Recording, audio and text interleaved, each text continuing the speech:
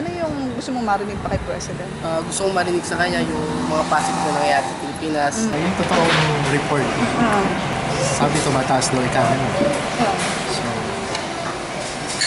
tumataas ba talaga? Gusto ko lang marinig sa kanya yung mga pangako. Pangako niya dapat.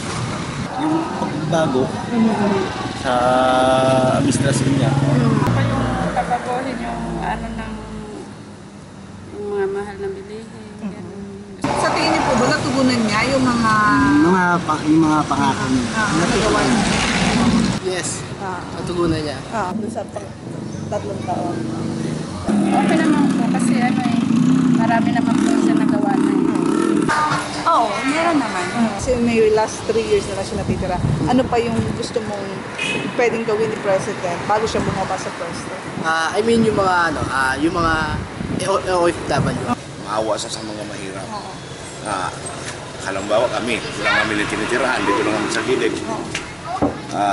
Mahala, maliit lang na makanting lote. May katirahan lang kami, kubo-kubo lang, okay na sa akin. Yun ang pasalamat ko sa Panginoon na mabigyan niya sa akin. So yun ang nagbabasura lang kami mamili. Konti na lang ang mahihirap.